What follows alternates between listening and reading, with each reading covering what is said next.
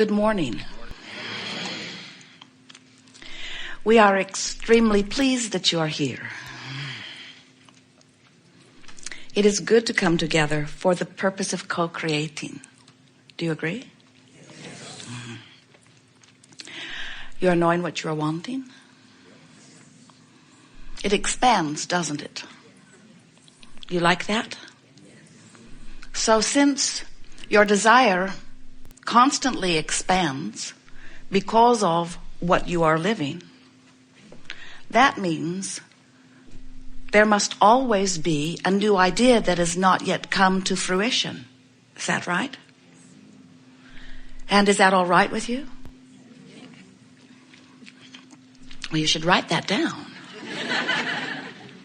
So many of our physical friends are in a position where their life has clarified for them that they want something beyond where they are. It may be an improvement in their physical condition. It may be an improved relationship or a missing relationship filled with a present relationship. It may be that they want material things that are more to their advantage, more money, nicer living conditions. It may be that they are wanting a greater sense of fulfillment, a clear idea of who they are and why they are here. But in every case, as your physical life causes you to clarify that you want something beyond where you are, there is always this gap between your realization that you are reaching for something and the actual receiving or obtaining of it. There is always that gap, and we want to call it the eternal gap of life. We want to call it the eternal gap of becoming.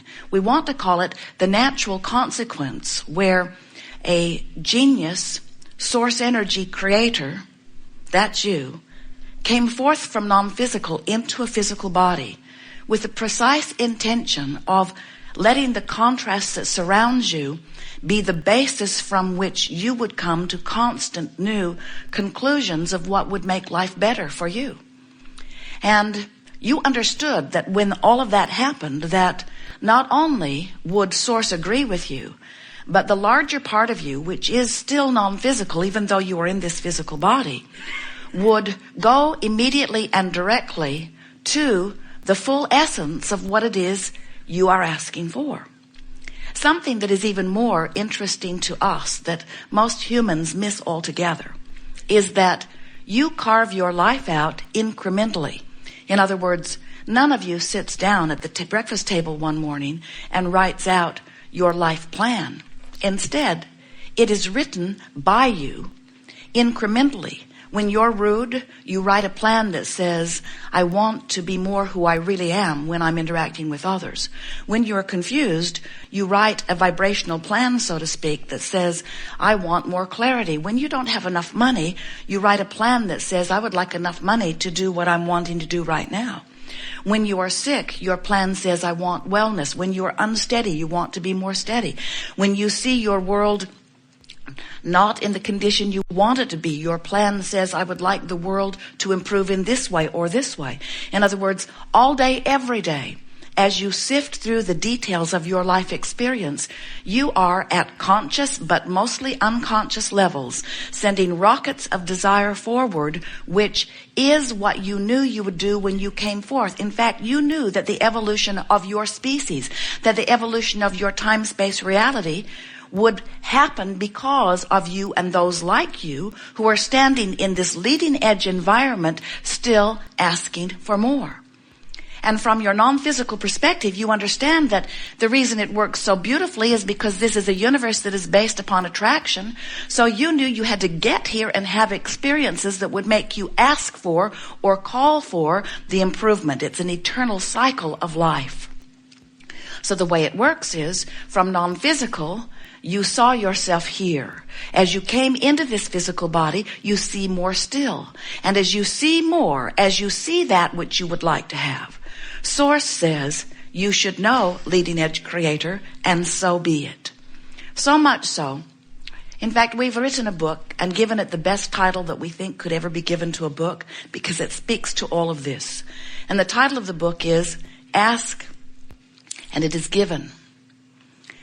Now, an improved title, we wanted this one, but they all said it was way too long. An improved title would be, so I am non-physical energy. I project myself into a physical body, and then I weigh the consequences of physical life experience. And from that contrast, I give birth to endless new desires, which source then becomes immediately at one with. Too long? But that really is what happens. In other words, we want you to know that not only when you ask is it given, we want you to understand that when you ask, the larger non-physical part of you literally becomes the vibrational equivalent of what you're asking for.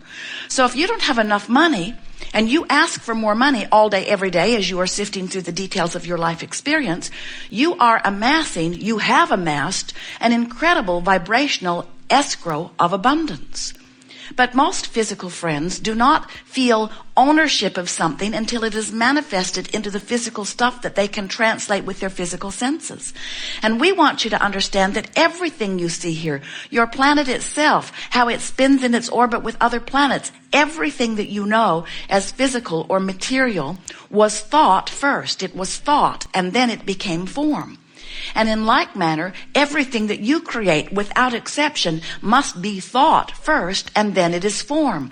And so that's where we come in. You in your form, live it and want it, and as you give thought to it, it is only thought, and then we give our thought to it, and now it is really thought, and now we stand in the thought of that which you are asking for, and we give our undivided attention to it, calling you forth to it. And when the whole of you catches up with the rest of you, that which was your thought becomes form, and you receive manifestation. How about that? So that's why we call this gathering the art of allowing. That's what that allowing part is.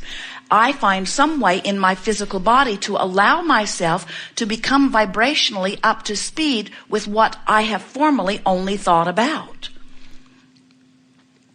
You following? So step one says ask, and you can't help but do that. You're out here banging around in the physical. All kinds of things are happening, and so you're asking. Step two says source will answer.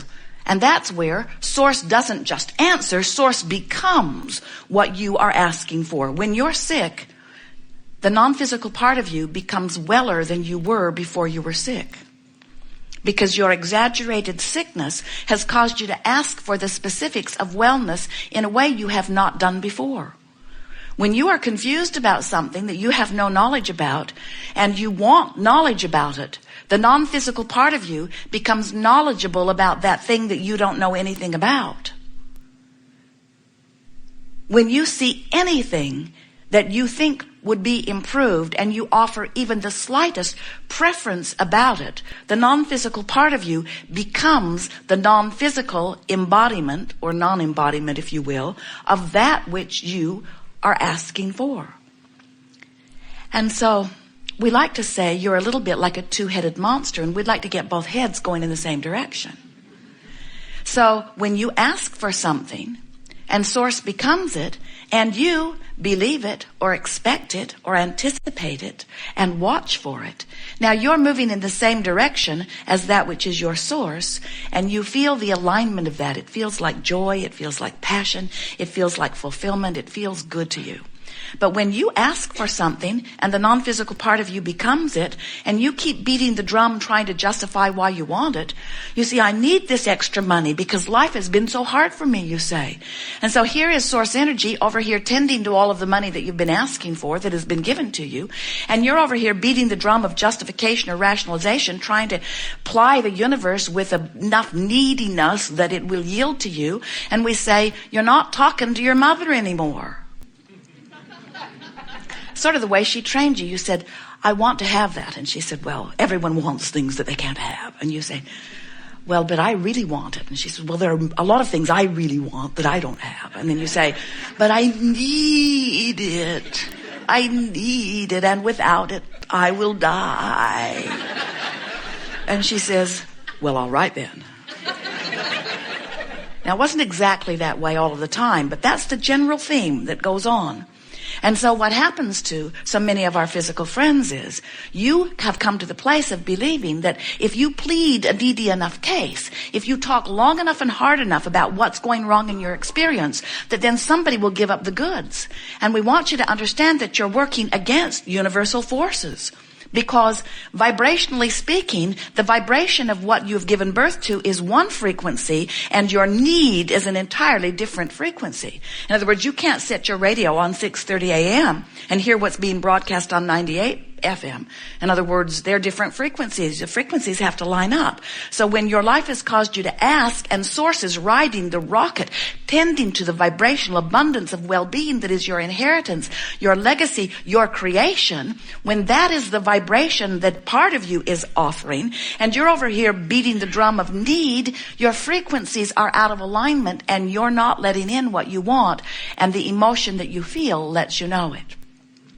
So your emotions are your indicator that let you know about the harmony or lack of harmony between the frequency that you are offering through your perception, through your personality, through your mood, through your attitude, through what you're talking about right now, through what you're thinking about right now, through what you're reading, through what you're watching on television. In other words, whatever you're giving your attention to has a vibration activated within you. And so the art of allowing asks the question, is the vibration that's activated within you right now by virtue of whatever you're giving your attention to, is it a match to what's in your vibrational escrow or not? If it's a match, there's alignment and manifestation is happening. If there's not a match, there's not alignment and manifestation can't happen.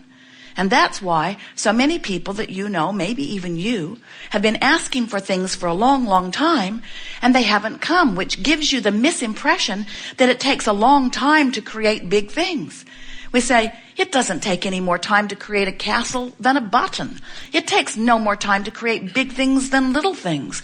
But both require the same thing, a desire for it and an expectation of it, a belief. When your desire and belief are in the same place, it is done.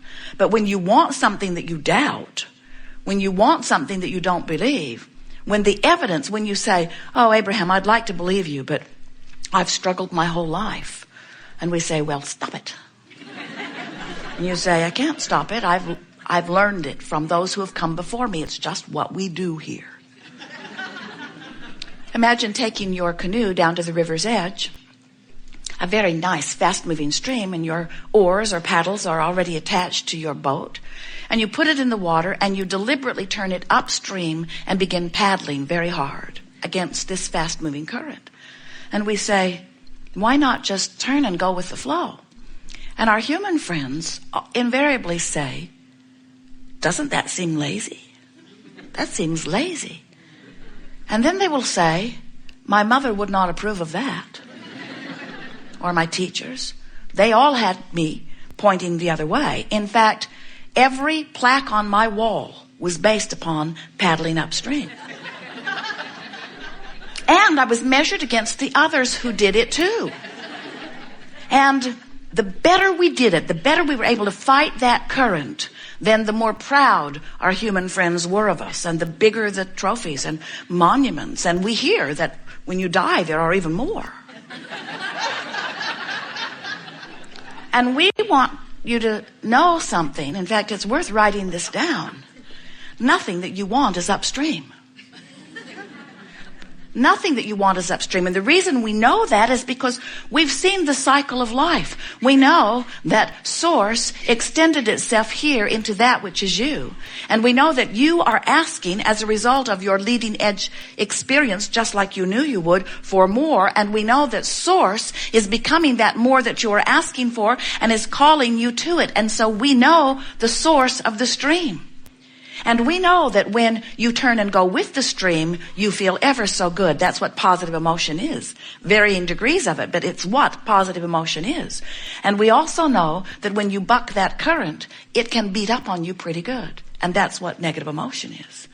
We want you to understand that there is only one stream that you might be going with or against, but there is only one stream. And when you learn from those around you to go against the stream, then you want to pronounce that there are evil streams, that there are streams of sickness or streams of badness or streams of poverty. We say, no, just one stream. You're just not going with it.